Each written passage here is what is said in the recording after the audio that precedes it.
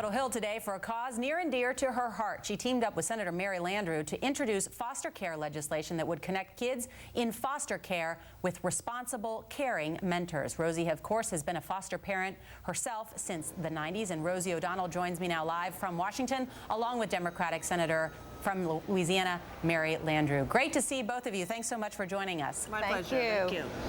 Rosie, I know you're up there twisting arms trying to get some support for this legislation. It is a serious issue, of course, because more than 100,000 kids are waiting for foster homes. What will this plan do?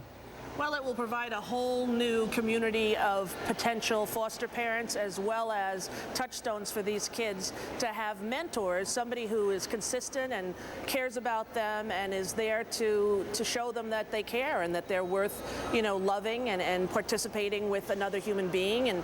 And we're hoping that this will help the kids academically, and in the future will help foster parents, become more plentiful. How is that arm twisting going, Rosie? It's not so hard because the senator here has come up with an amazing bill, and there are very few senators who are against helping foster kids. So it's a wonderful cause to be involved in and so needed. And I think that this is a brilliant way to get new people interested in this cause. Senator, I know this is an issue you know a lot about, and of course this Mentoring Act, as I understand, would authorize $15 million to establish statewide foster care programs, $4 million to begin an awareness campaign, and $20,000 to forgive student loans. Is this also an issue not just of funds, but also awareness about the problem? Absolutely. I mean, there is a challenge to identify funding, and we're going to have to work on that. But it's also a great challenge to educate the people of America that while these families may be broken, these children aren't. They are definitely assets to our community. They are fixable. They are great assets. If we would just pay attention to them, try to connect them with families ultimately that would either adopt them or give them the permanency that they seek and they deserve. And this bill particularly helps to give them permanent, hopefully, academic mentors, because with help, these children can get 4.0s, they can go on to law school, they can go on to medical school, as opposed to the streets to be homeless or to the prisons for their lives to be wasted. Yeah, Rosie, you know a lot about this topic, and what about that? If we don't take care of foster children, that they end up as part of the criminal justice system.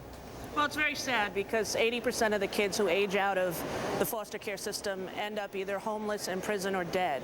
And that's a horrible statistic. And the fact is that states are not really good parents. I mean, it's a wonderful concept after World War II, develop the foster care community and foster care concepts so that we could take in war orphans. But now these children are orphans of living people who either can't or are unable to or unwilling to care for their own kids. So the system is overloaded in every way, and we eventually, hope to overhaul that and then bring a new approach to dealing with the new challenges of this community of orphans.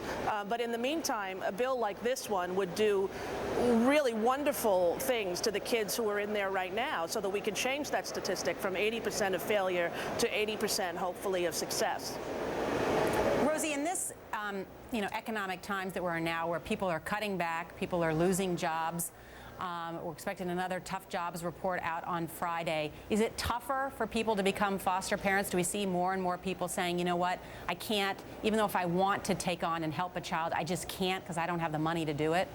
Well, mostly people who do foster don't do it for the money, and the stipend that you get varies anywhere from $11 a day to $25 a day in some states. But, people who do it really do it because they have a passion and a desire and a need to help children who are just waiting for one moment of safety, one taste of consistency, one feeling of family. And those people, I think, do it, regardless of the income. But in these times, needless to say, everything is more difficult for everyone. Rosie+Odonnell, Senator Mary Landrieu, great to see both of you teaming up on this issue, and thanks so much for coming on MSNBC to talk about it. We appreciate it. Thank you very much.